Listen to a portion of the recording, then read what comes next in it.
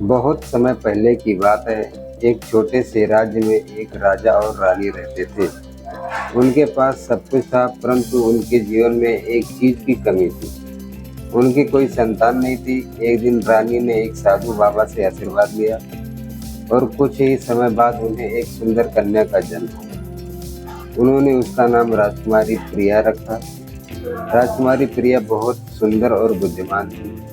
जब वह बड़ी हुई तो उसने जंगलों में घूमना और जानवरों के साथ खेलना शुरू किया। वह एक दिन गहरे जंगल में चली गई और अचानक से रास्ता भूल गई। चलते चलते वह एक बड़े और सुंदर महल के पास पहुंची, जो चमकते हुए सोने जैसा दिखता था। यह कोई साधारण महल नहीं था, बल्कि एक जादुई महल था, जिसका स्वामी एक शक्तिशाली जादूगर था। महल का जादूगर बहुत दुष्ट था और उसे अपने महल में लोगों को कैद करना अच्छा लगता था। जैसे ही राजकुमारी महल के द्वार के पास पहुंची, दरवाजे अपने आप खुल गए। वह अंदर चली गई। उसने देखा कि महल में हर चीज जादुई थी। फर्श पर बिछी कालीनें उड़ रही थी, दीवारें चमक रही थी और फव्वारे में रंगीन पानी बह रहा था। राजकुमारी को यह सब बहुत अद्भुत लगा, लेकिन वह नहीं जानती थी कि यह सब जादूगर की कमाल है।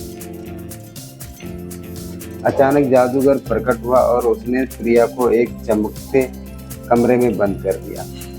वहां कोई खिड़की या दरवाजा नहीं था, केवल एक बड़ा शीशा था जिससे जादूगर सारी बातें देख सकता था। राजकुमारी को समझ नहीं आया कि वह कैसे बाहर निकले। वह परेशान होकर सोचने लगी। तभी उसे याद आया कि उसकी माँ ने एक पुरानी कहानी सुनाई थी कि कैसे उसकी दादी ने एक जादुई पंखुड़ी की मदद से एक दुष्ट राक्षस से बचकर अपने राज्य को बचाया था। उसने महल में पड़ी एक किताब उठाई और उसे पढ़ना शुरू किया। उसमें लिखा था कि महल के सबसे ऊपरी माले पर एक जादुई फूल है, जिसकी खुशबू से सभी जादू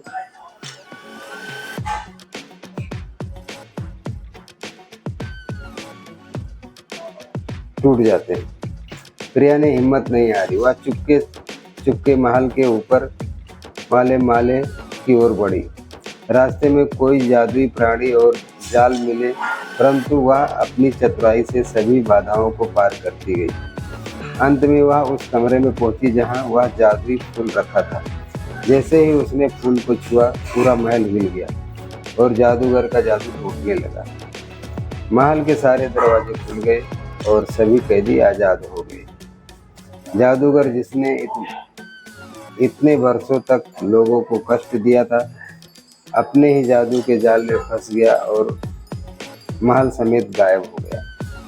राजकुमारी प्रिया ने फूल को उठाया और अपने राज्य वापस आ गई। राजा और रानी अपनी बेटी को देखकर बहुत खुश हुए और राज्य के लोग प्रिया की बहादुरी की कहानी सुनकर उसे सराहने लगे। प्रिया ने जादुई फूल को एक सुरक्षित स्थान पर रखा ताकि वह जरूरतमंदों की मदद कर सके। इस तरह राजकुमारी प्रिया ने अपनी सूझबूझ और हिम्मत से न केवल खुद को बल्कि कई लोगों को भी बचाया और अपने राज्य की एक सच्ची नायिका बन गई।